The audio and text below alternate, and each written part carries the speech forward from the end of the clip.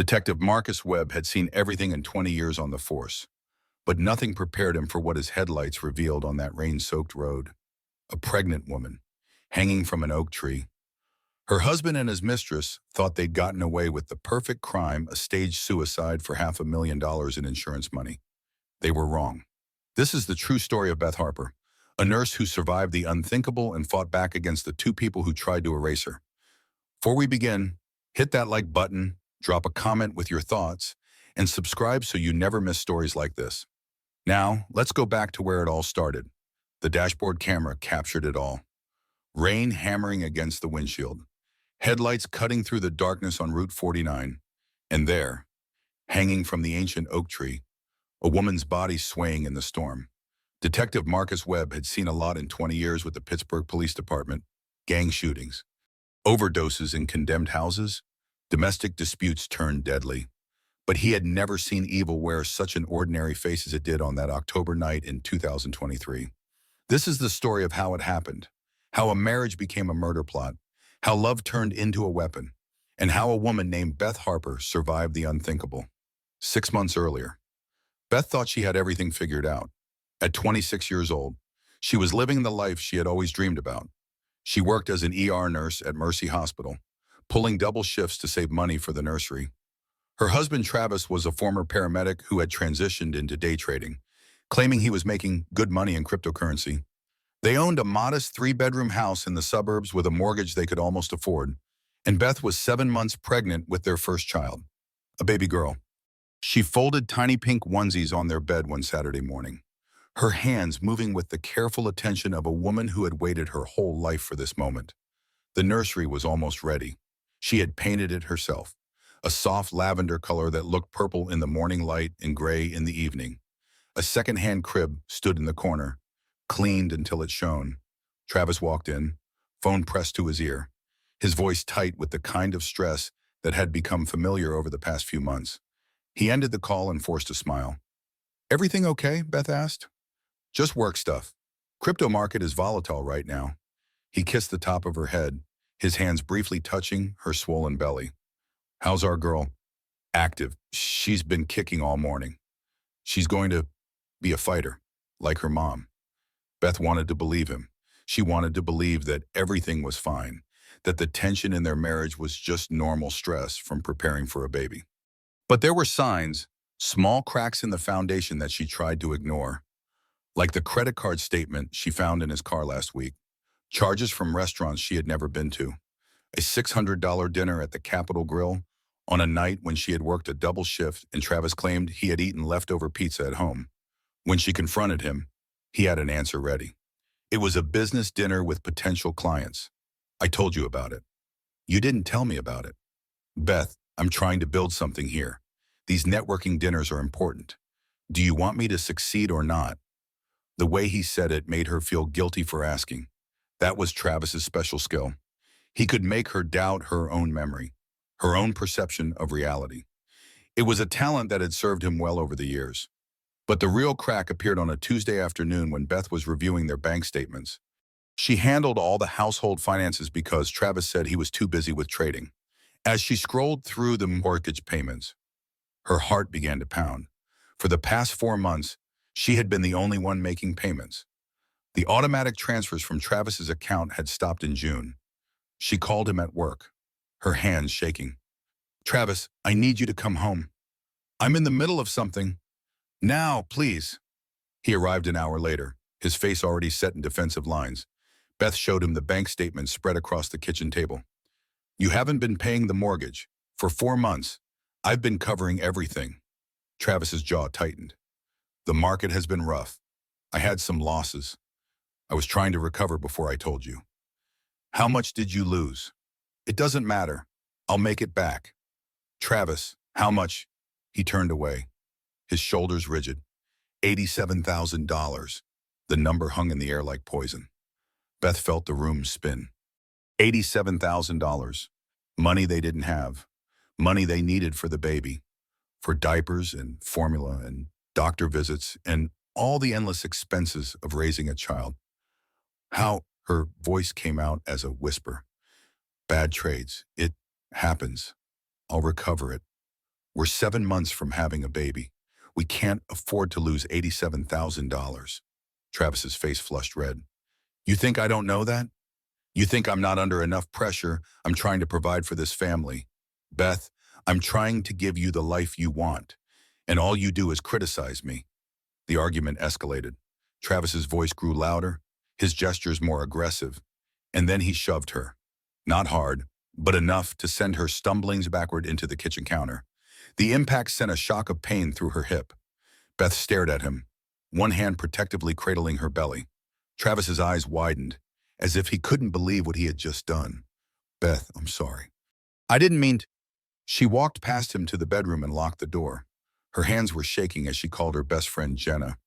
He pushed me, she said, her voice breaking. Oh my God. Beth, you need to leave. Right now. I don't know where I would go. And what about the baby? Exactly what the hey. What about the baby? You can't stay with someone who puts his hands on you. But Beth didn't leave. Because an hour later, Travis knocked softly on the door. When she opened it, he was holding the framed ultrasound photo from her 20-week appointment, the one where they found out they were having a girl. For our baby girl, he said, tears streaming down his face. I'm so sorry, Beth. I'll never touch you again. I promise. We'll go to counseling. We'll fix this. Please don't give up on us. And Beth, exhausted and scared and desperate to believe that her marriage could be saved, let him back in. The thing about abusers is that they always know exactly what to say. Travis Cole had a graduate degree in manipulation. Even if he had never set foot in a classroom, he knew how to apologize, how to cry at just the right moment, how to make Beth feel like she was the problem, not him. For 2 weeks after the kitchen incident, Travis was the perfect husband. He brought her breakfast in bed, he attended her prenatal appointments, and held her hand while Dr. Paul Connolly measured the baby's heartbeat. He assembled the crib and hung curtains in the nursery. He even suggested marriage counseling. I want to be better for you and our daughter, he said. I know I have anger issues. I'll work on them. Beth wanted so badly to believe him. She told Jenna that things were getting better. She told herself that the push had been a one-time mistake, a moment of stress that would never happen again. But Travis had other plans. On a Thursday evening in late September, he came home with paperwork from a life insurance company. He spread the documents across the dining room table with the casual confidence of a man discussing a phone bill. I think we should both get life insurance policies, he said. With the baby coming, it's just smart planning. Beth looked at the numbers. $500,000. The premium would be $200 a month. Money they barely had. Travis, we can't afford this right now. We can't afford not to have it. What if something happens to me? How would you and the baby survive? What if something happens to me? Exactly, that's why we both need coverage. It's responsible parenting. The way he framed it made perfect sense. Of course they needed life insurance. Every parenting book she had read mentioned it. Financial advisors recommended it. It was the smart thing to do. So Beth signed the paperwork. She didn't notice that Travis was named as the primary beneficiary on her policy. She didn't notice that he had already paid the first 3 months of premiums using a credit card she didn't know existed. She didn't notice anything except his smile and his reassurance that everything would be okay. 3 days later, Beth had her 32-week prenatal checkup. Dr. Connolly was a kind man in his 50s who had delivered hundreds of babies at Mercy Hospital. He had a gift for making nervous, first-time mothers feel calm and capable. But during this appointment, his usual warmth faded when Beth changed into the exam gown. He noticed the bruises on her upper arms, finger-shaped marks that were beginning to yellow at the edges. Beth, he said carefully, how did you get these bruises? Oh, those I'm just clumsy with pregnancy brain. I bumped into the doorframe. Dr. Connolly's expression didn't change, but his eyes grew concerned. I need to ask you some questions. Are you safe at home? Of course I'm safe. Has your partner ever hurt you physically, emotionally, in any way? Beth's face flushed. No, Travis would never hurt me. He's excited about the baby. Dr. Connolly reached into his desk and pulled out a small card. It listed the number for the National Domestic Violence Hotline, along with local resources for women in crisis. I want you to keep this, he said, just in case. You don't have to use it, but I want you to know that help is available if you ever need it. Beth took the card and shoved it deep into her purse, where Travis would never find it. She told herself that Dr. Connolly was overreacting, that the bruises really were from being clumsy, that her marriage was fine, but that night, lying in bed next to Travis while he snored softly, Beth pulled out her phone and typed a message to Jenna. I think something is wrong. I don't know what to do. Meanwhile, across town in an upscale apartment complex, a woman named Sienna Vaughn was having a very different kind of evening. She sat on her leather couch, a glass of wine in one hand, her phone in the other, scrolling through the photos Travis had just sent her, pictures of the life insurance paperwork, Beth's signature at the bottom of the page, $500,000. Sienna smiled. She was 29 years old, a pharmaceutical sales representative who made six figures and drove a BMW. She wore designer clothes and carried expensive purses. She had been dating Travis Cole for 8 months, ever since they met at a medical conference where he was networking and she was promoting a new cardiac medication. Travis had told her he was going to leave his wife, that the marriage was already over, that he was just waiting for the right time. But Sienna was not a patient woman, and she was starting to suspect that Travis was never going to leave Beth on his own. Men never left their pregnant wives. She had seen it happen a dozen times with friends and colleagues. The husband would have an affair, promise to leave, and then chickens out when the baby arrived. Sienna wasn't going to let that happen. She had invested 8 months in Travis Cole. She had listened to him complain about his wife. She had paid for expensive dinners when his credit cards were declined. She had imagined a future where she was Mrs. Travis Cole, living in a bigger house, hosting dinner parties, being part of a power couple. And now, looking at the life insurance policy, she saw a path forward, a dark path, a path that required eliminating an obstacle. She picked up her phone and called her mother, Rachel Klein. Mom, I need your advice about something. Rachel Klein was 55 years old and had been married 3 times. She understood men and money better than most women ever would. When Sienna explained the situation, Rachel's response was immediate and chilling. Men never leave their pregnant wives, honey. You need leverage. Real leverage. What kind of leverage? The permanent kind. The words hung in the air. Sienna's heart raced. Her mother wasn't suggesting what she thought she was suggesting. Was she? I don't understand. Yes, you do. You're a smart girl.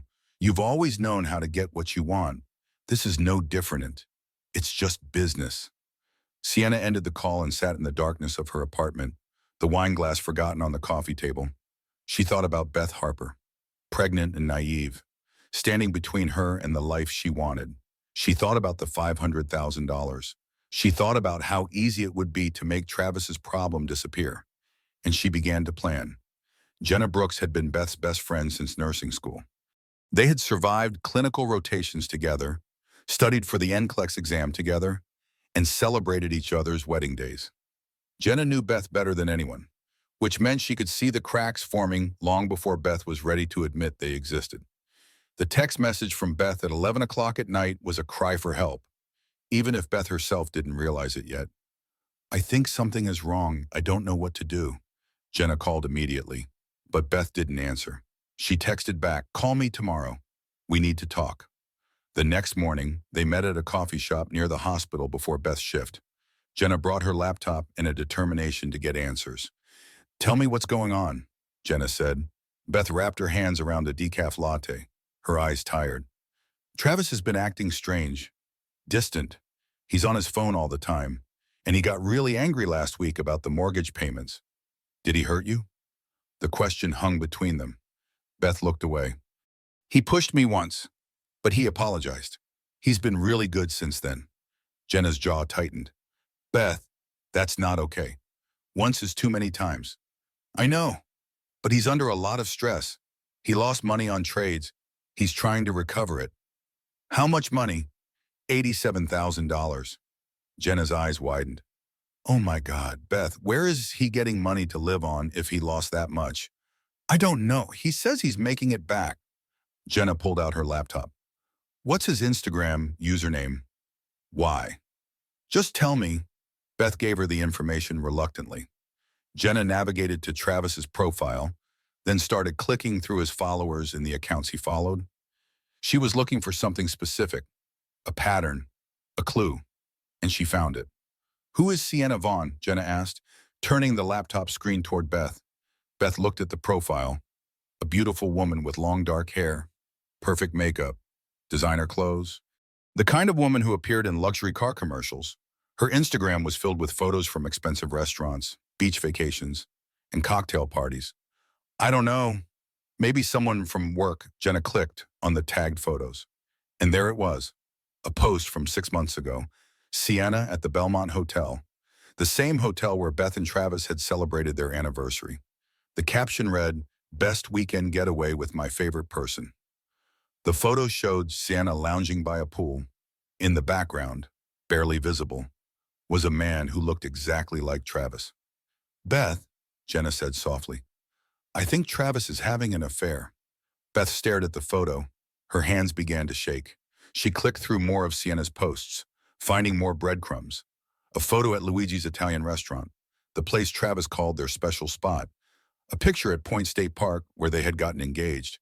Sienna's location tags matched every place that Beth thought was uniquely hers and Travis's.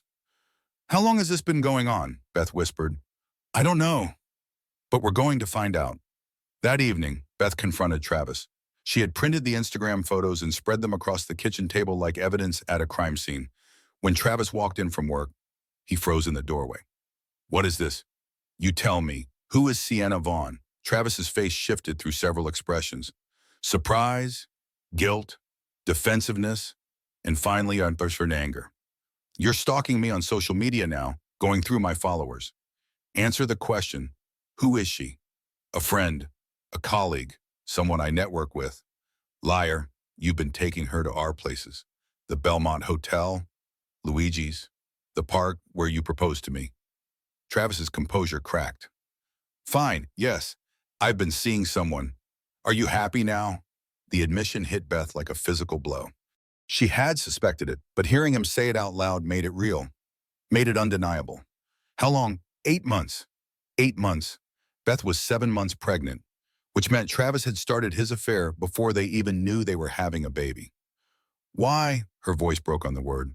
"Because you let yourself go. Beth, the pregnancy made you boring.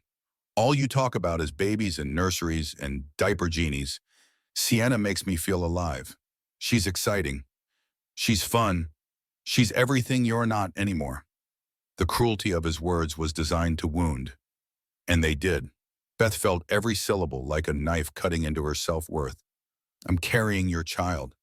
That was a mistake. I never wanted kids. You pressured me into it. You said you wanted a family. I lied. I wanted you to be happy, but now I'm miserable, and I can't do this anymore." Travis grabbed his keys from the hook by the door. "I need space. I'm staying at a hotel for a few days." "Wait, we need to talk about this. We need to figure this out." But Travis was already gone, the door slamming behind him with a finality that echoed through the empty house. Beth sank to the floor, her hands cradling her belly, tears streaming down her face, the baby kicked inside her. A reminder of everything she stood to lose. She called Jenna, who came over immediately and stayed the night, holding Beth while she cried. What Beth didn't know was that Travis wasn't staying at a hotel. He was driving straight to Sienna's apartment, where she waited with wine and sympathy and a plan that was already in motion. Travis arrived at Sienna's apartment near midnight, exhausted and angry. She opened the door wearing a silk robe, her expression sympathetic but calculated. She had been preparing for this moment. "Come here, Asa," she said, pulling him into an embrace. "Tell me what happened." Travis collapsed onto her couch and explained the confrontation with Beth. The Instagram photos, the accusations, the tears. He painted himself as the victim, trapped in a marriage he never wanted, burdened with a child he never asked for. Sienna listened with the practiced attention of a woman who knew exactly how to manipulate a situation. When he finished, she poured him a glass of whiskey and sat beside him, her hand on his thigh. "What are you going to do?" she asked. "I don't know. I can't afford a divorce. The lawyers alone would bankrupt me." "What about the baby?" "She's due in 2 months. If I leave now, I'll be paying child support for 18 years. I'm already buried in debt." This was the opening Sienna had been waiting for. She let the silence stretch between them, calculating her next words carefully. What if Beth had an accident? She said softly. Travis looked at her, his eyes narrowing. What do you mean, I mean, what if something happened to her? Something tragic. Pregnancy complications, a fall, a car accident. Things happen all the time. Are you suggesting what I think you're suggesting? I'm suggesting that you have a $500,000 life insurance policy that could solve all your problems. No divorce lawyers, no child support, just you and me and a fresh start. Travis's face went pale. That's insane. That's murder. It's only murder if you get caught, and we won't get caught if we're smart about it. She pulled out her laptop and showed him what she had been researching. Statistics on maternal mortality, articles about pregnancy-related suicides, case studies of insurance payouts for accidental deaths. She had done her homework. Pregnant women are vulnerable, she explained. They have higher rates of depression and anxiety. If Beth were to have a breakdown, if she were to hurt herself, nobody would question it, especially if there's a history of emotional instability. There isn't a history. We'll create one. We'll post things on her social media accounts. Make it look like she's been struggling for months. Plant seeds of doubt in her friends and family. Travis stared at the laptop screen, his mind racing. The logical part of his brain screamed that this was wrong, that he couldn't possibly go through with something so heinous. But the desperate part, the part drowning in debt and trapped in a life he didn't want, saw a way out. How would we even do it? He asked. Sienna smiled. She had him now. Over the next 3 days, Travis stayed away from the house. He told Beth he needed space to think, that he would come back when he was ready to talk. But he wasn't thinking. He was planning. Sienna introduced him to her mother, Rachel Klein, a woman whose 3 marriages had taught her valuable lessons about men, money, and making problems disappear. Rachel had a friend who worked in insurance fraud investigation. She knew exactly what red flags to avoid. It has to look natural, Rachel explained over dinner at Sienna's apartment. Suicide is the cleanest option, but you need to build a narrative first. Make people believe she was unstable. They created fake posts on Beth's Facebook account, scheduling them to appear over the next few weeks. Posts about feeling overwhelmed and trapped. Posts about regretting the pregnancy. Posts that would seem harmless in isolation, but would paint a damning picture after her death. They also gathered rope from a hardware store 3 towns over. Paying cash, they scouted locations in rural Pennsylvania, places where cell phone service was spotty and traffic was minimal.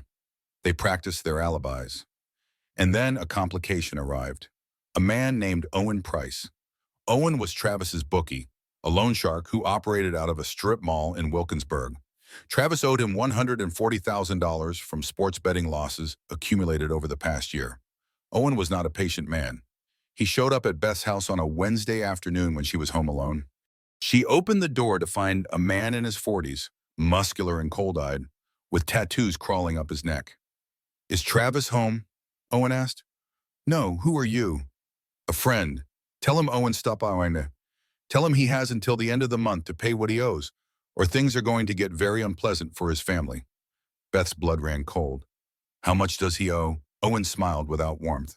140 grand, plus interest. Clock's ticking. He walked away, leaving Beth shaking in the doorway. $140,000, on top of the $87,000 Travis had already lost. Their financial situation wasn't just bad, it was catastrophic. She called Travis immediately. Someone named Owen came to the house. He says you owe him $140,000. There was a long pause. Then Travis said, I'll handle it. Handle it how? We don't have that kind of money. I said I'll handle it. He hung up. And in Sienna's apartment, he looked at her with new desperation. We need to do this soon. Owen's not going to wait much longer. Sienna pulled out her phone and opened a calendar app. This Friday, I'll check the weather forecast. We need rain. Lots of rain. Travis nodded slowly. The plan was set in motion. All they needed now was the perfect storm. On Thursday evening, Travis came home. He appeared at the door with flowers, tears streaming down his face, every inch the repentant husband. Beth opened the door cautiously, her hand protectively over her belly. Beth, I'm so sorry, he said, his voice breaking. I ended it with Sienna. I told her I want my family. You and our daughter. That's all that matters. Beth wanted to slam the door in his face, but she was 7 months pregnant, exhausted and desperately wanting to believe that her family could be saved. And Travis knew exactly which buttons to push. I've been a terrible husband, he continued. But I'm going to change. I promise. Please give me another chance. For our daughter. He pulled out his phone and showed her text messages breaking up with Sienna. See, it's over. She's blocked on everything. It's just us now. Beth led him inside. They talked for hours. Travis explained that he had been gambling to try to make back the money he lost trading. He admitted he had a problem. He promised to go to Gamblers Anonymous. He showed her websites for financial counselors and marriage therapists. We can fix this, he said. We can be a family. I just need you to trust me one more time. And Beth, exhausted and hormonal and desperate for her marriage to work, agreed to try. She called Jenna and left a voicemail. He came back. He ended it with, Sienna, I think we're going to be okay. On Friday, Travis suggested they go for a drive. We need quality time together before the baby comes. Let's go see the autumn leaves. Remember how much you loved that drive through Tionesta Forest? Beth hesitated. It was supposed to rain that evening, but Travis was being so attentive, so loving, and she wanted to believe that things could go back to the way they were. Okay, she said, but not too late. I'm tired. We'll leave at 6, just a short drive. I promise. What Beth didn't know was that Senna was already parked near Tionesta Forest, waiting in a rental car that couldn't be traced back to her. What Beth didn't know was that Travis had loosened the battery connection in their Honda Civic so it would die at precisely the right spot. What Beth didn't know was that her husband had spent the past 3 days rehearsing how to kill her and make it look like suicide. At 5:30, Beth's coworker called. Hey, can you cover part of my shift tonight? I have a family emergency. Beth almost said yes. She always said yes. But Travis intervened, taking the phone from her hand. She can't. We have plans tonight. Sorry. He hung up and smiled at Beth. We need this time together. Work can wait. They left at 6, just as the sun was setting and the first drops of rain began to fall. Beth watched the familiar suburbs give way to rural roads, forests pressing in on both sides. The rain intensified, hammering against the windshield, making it hard to see more than a few feet ahead. Maybe we should turn back, Beth said. This weather is getting bad. We're almost there, just a few more miles. 20 minutes later, on a deserted stretch of Route 49, the car sputtered and died. Travis pulled over to the shoulder, his performance of confusion perfectly rehearsed. What the hell, he said, popping the hood. Battery must be dead. Do you have jumper cables? No, and there's no cell service out here. He looked around at the dark forest, the rain, the isolation. There's a rest area about a mile back. I'll walk there and call for help. Travis, don't leave me alone out here. You'll be fine. Lock the doors. I'll be back in 20 minutes. But Travis didn't walk toward any rest area. He walked 50 yards down the road to where Sienna was waiting in the rental car. She rolled down the window, rain soaking her designer jacket. Is she alone? Sienna asked. Yeah, let's go. They walked back toward the Honda together, their footsteps silent on the wet pavement. Beth saw them coming through the rain-streaked window and felt a spike of fear. Why was Travis walking with a woman? Why did that woman look like Sienna? She locked the doors, but Travis had the keys. He unlocked the passenger side and yanked the door open before Beth could react. Get out, he said. Travis, what's happening? Sienna appeared on the driver's side, opening that door as well. Get out of the car. Beth? No, I'm calling the police. But Beth's phone had no signal. She was trapped. Travis reached in and grabbed her arm, pulling her out into the rain. Beth screamed, but there was no one to hear. The forest swallowed her voice. Sienna grabbed her other arm, and together they dragged her off the road, into the trees, toward a massive oak that stood like a sentinel in the darkness. Beth fought as hard as she could, but she was 7 months pregnant and outnumbered. Her feet slipped in the mud. Rain blinded her, and then she saw it, the rope hanging from a thick branch, a noose already tied. No, she gasped. Please, I'm pregnant. Travis, please think about our baby. Travis's face was stone. There is no baby. There's just a mistake I need to fix. Sienna laughed, a sound that cut through the storm. He never loved you. Beth, the baby was just his burden. But now he's free. We're free. They forced the noose over Beth's head, tightening it around her throat.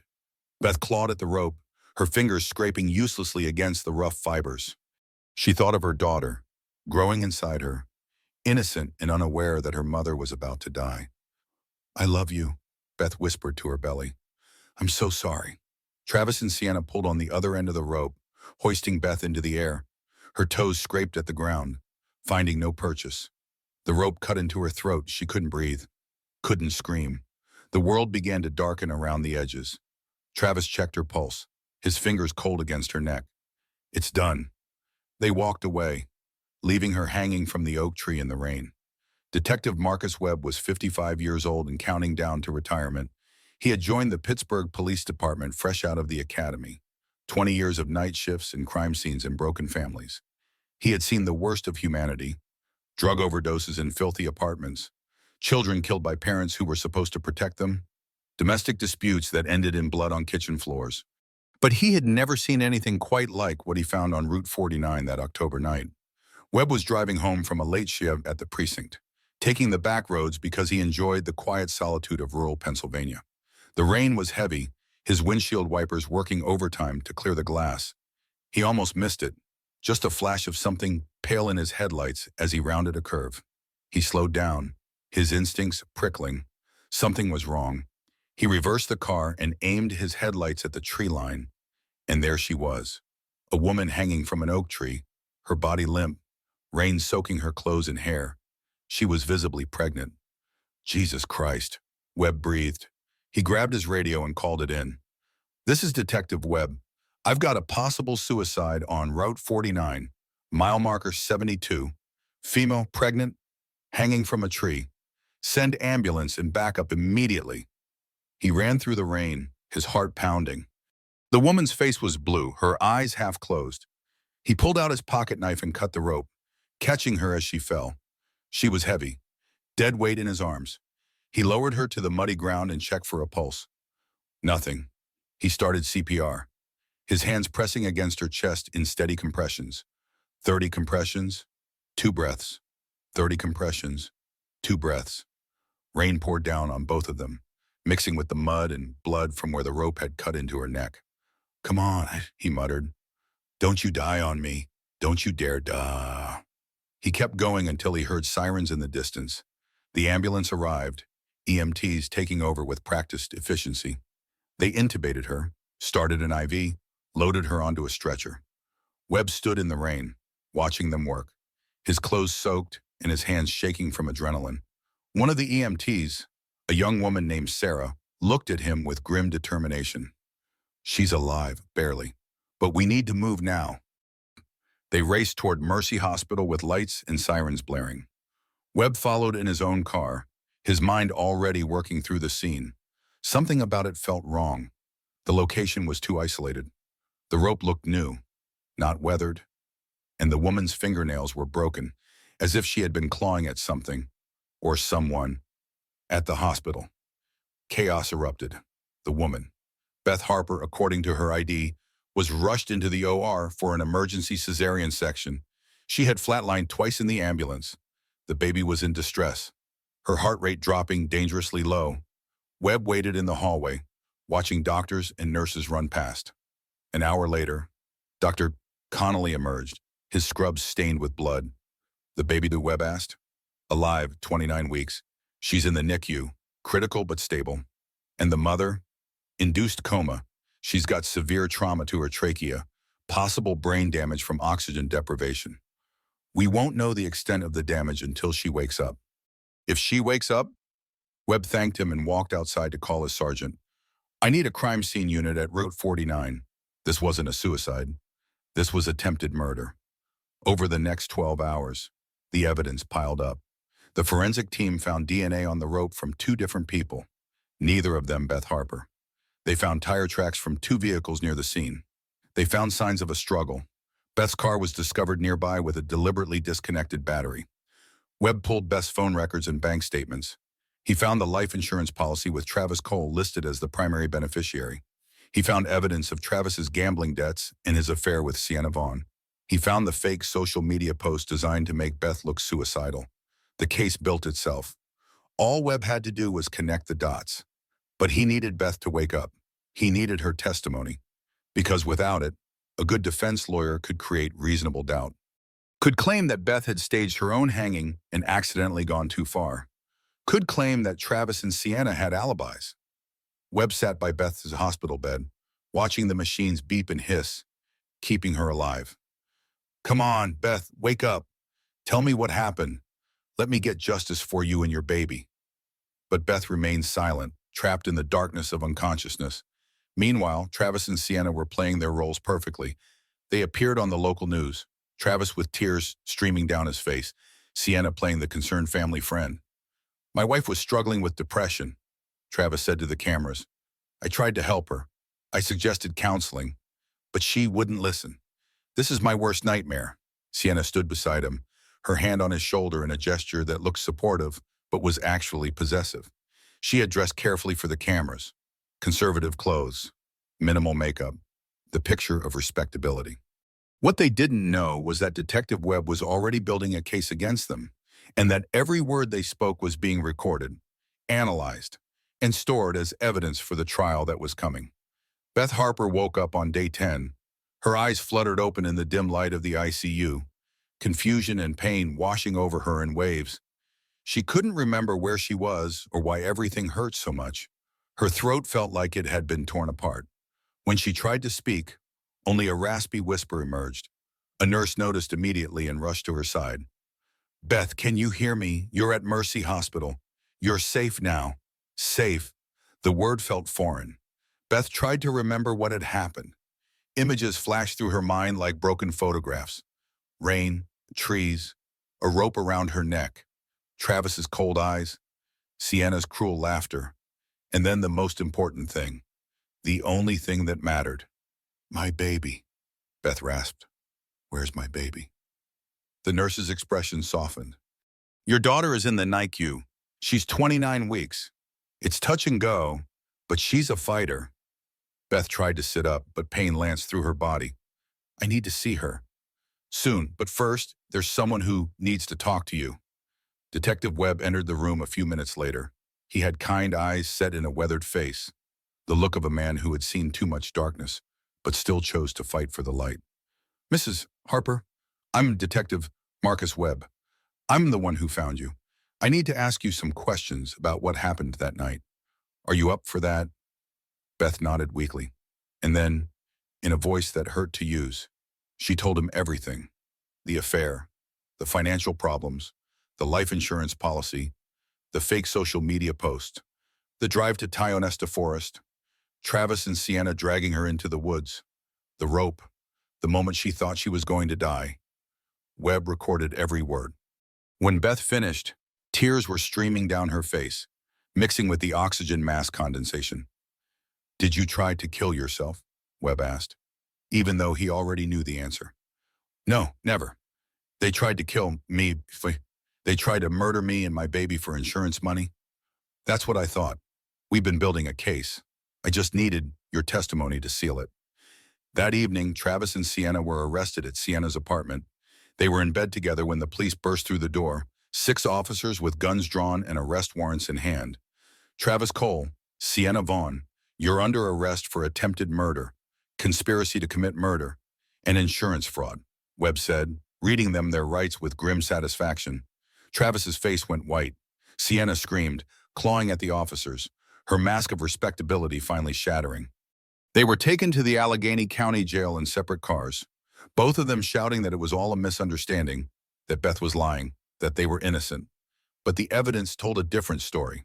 The DNA on the rope, the fake social media post traced back to Sienna's laptop, the text messages between them discussing the plan, Owen Price, the bookie willing to testify about Travis's debts in exchange for leniency on his own charges, and Beth's testimony, delivered from a hospital bed while machines kept her alive. The case made national news. Husband and mistress tried to hang pregnant wife for insurance money, read the headlines. Travis's face appeared on every news channel, his handsome features now associated with pure evil. Sienna's Instagram was flooded with thousands of hateful comments before she deleted her account entirely. The trial began 3 months later. Beth had recovered enough to attend, though her voice was permanently damaged, reduced to a raspy whisper that forced people to lean in close to hear her.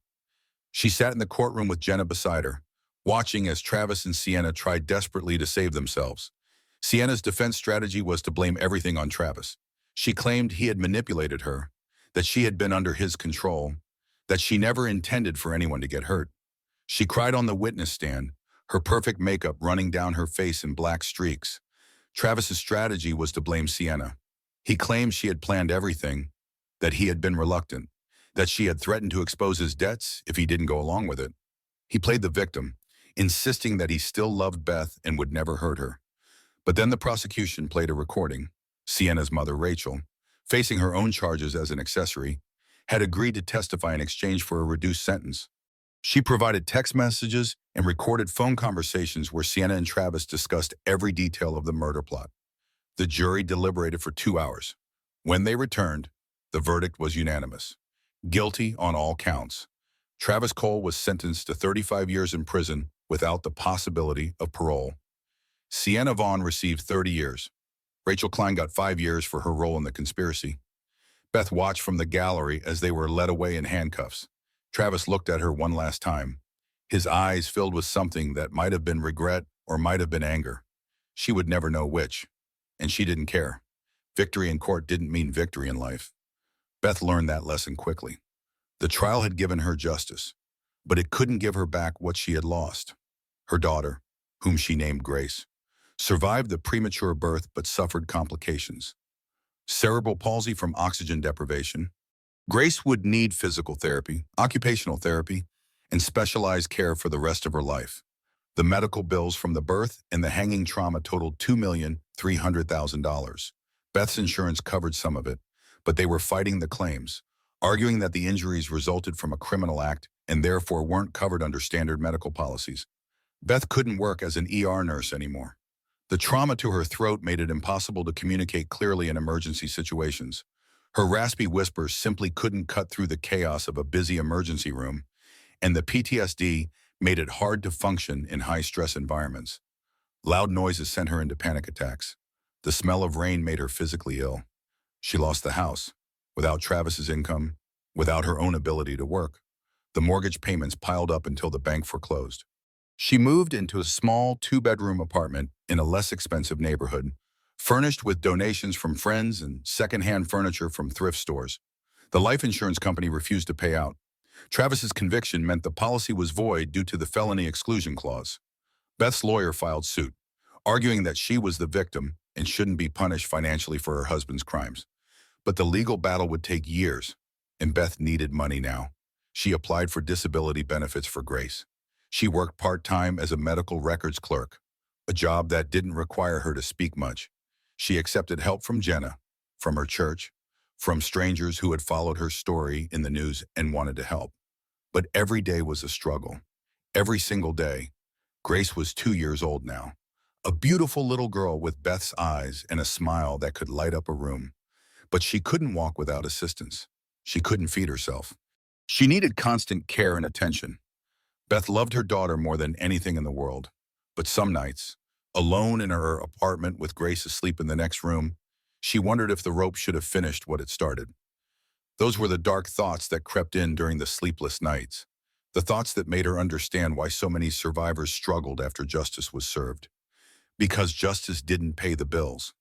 Justice didn't cure cerebral palsy. Justice didn't erase the nightmares or make the flashbacks stop. One evening, Detective Webb stopped by unannounced. He had made a habit of checking in on Beth every few months, bringing groceries and asking if she needed anything. He found her sitting on the floor of her living room, surrounded by medical bills and collection notices, tears streaming down her face. "I can't do this anymore," she whispered. "I thought winning the trial would make everything okay." But it didn't. Nothing's okay. Well, Webb sat down beside her, his weathered face full of understanding. "No, it's not okay, and it might not be okay for a long time, but you're surviving. That's what matters. I don't want to just survive. I want to live. I want Grace to have a normal life. I want to be able to afford her therapy. I want to not wake up every morning wondering how I'm going to pay for food. Have you applied for crime victim compensation? Yes, it's not enough. It barely covers a quarter of the medical expenses. Webb pulled out his phone and scrolled through his contacts. I know a woman who runs a nonprofit for domestic violence survivors. She specializes in helping with legal fees and medical bills. Let me connect you. Over the following months, Beth slowly built a network of support. The nonprofit helped negotiate her medical bills down to a more manageable level. A pro bono lawyer took on her insurance fight. A physical therapist volunteered to work with Grace twice a week at no charge. Beth started attending a support group for domestic violence survivors. She sat in a circle of folding chairs in a church basement and listened to other women tell stories that sounded like her own. Different details, different names, but the same fundamental truth men they trusted had tried to destroy them.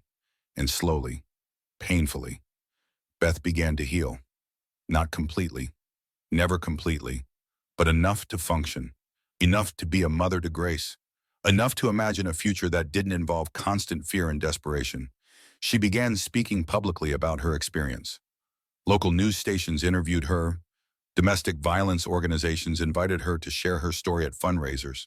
She became a voice for survivors, using her raspy whisper to advocate for better protections, better resources, better support. 3 years after the hanging, Beth stood in front of a room full of college students at the University of Pittsburgh. She was there to speak to a criminology class about surviving domestic violence and navigating the justice system. Her hands shook as she set up her notes on the podium. Public speaking still terrified her, but she forced herself to do it anyway. The students settled into their seats, curious and respectful. Most of them knew her story from the news coverage. Some had seen the documentary that had been made about her case. They looked at her with a mixture of sympathy and admiration that made Beth uncomfortable. She didn't want to be admired. She just wanted to be understood.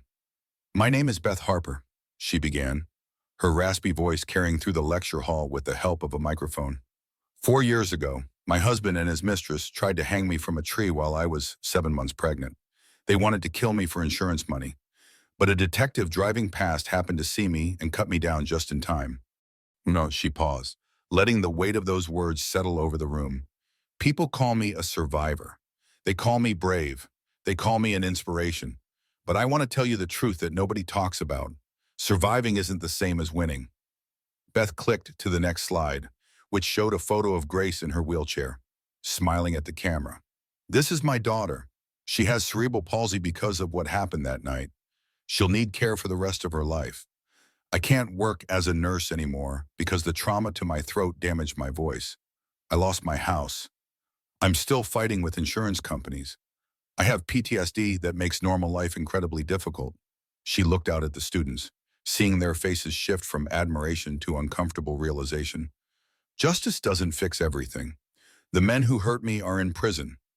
Yes, but I'm still dealing with the consequences every single day, and I will be dealing with them for the rest of my life." A student raised her hand. "Do you regret surviving?" It was a brutal question, but an honest one. Beth appreciated the honesty. "Sometimes, yes. On the hard days when Grace is crying because she can't do things other kids can do, when the medical bills pile up, when I can't sleep because of nightmares, I wonder if it would have been easier to just die that night."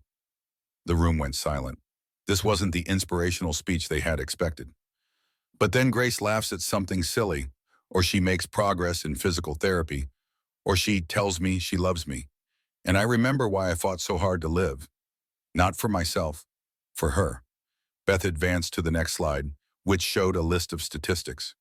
1 in 4 women will experience domestic violence in their lifetime. Pregnancy increases the risk of intimate partner homicide by 70%. Most women who are killed by their partners had sought help from law enforcement an average of 5 times before they died. She looked at the students directly. "If you take nothing else from my story, take this: believe women when they tell you they're in danger. Don't tell them to just leave. Don't blame them for staying. Don't assume it can't be that bad. Because I was a nurse, I was educated, I had a good job, and I still ended up hanging from a tree."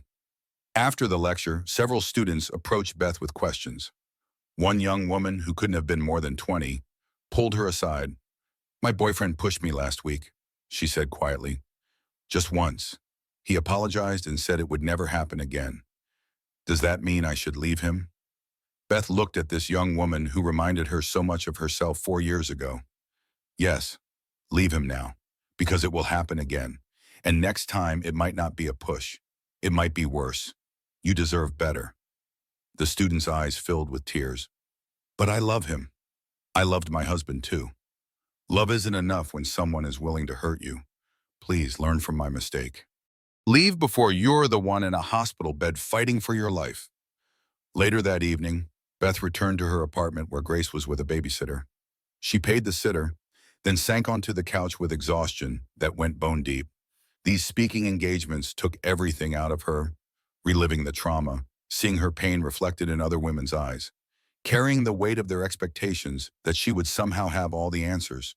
But she kept doing it, because if even one woman heard her story and decided to leave an abusive relationship, then the nightmare had meaning. Then Grace's disability had meaning. Then the permanent damage to Beth's voice and body and psyche had meaning. Her phone buzzed with a text from Detective Webb. "Saw the news coverage of your university talk. You're making a difference. Keep going." Beth smiled weakly. Making a difference. That's what everyone said. But what she wanted was to be normal again. To have a regular job and a regular life, and a daughter who could run and play without assistance. What she wanted was to turn back time and never marry Travis Cole, to see the red flags for what they were, to leave the first time he showed anger, to value herself enough to demand better treatment. But time only moved forward, and all Beth could do was survive it, one difficult day at a time, carrying the weight of wisdom that had been purchased with pain. 5 years after the hanging, Beth sat in the waiting room of Grace's physical therapy clinic, watching through the observation window as her daughter worked with her therapist. Grace was 7 years old now, small for her age but determined.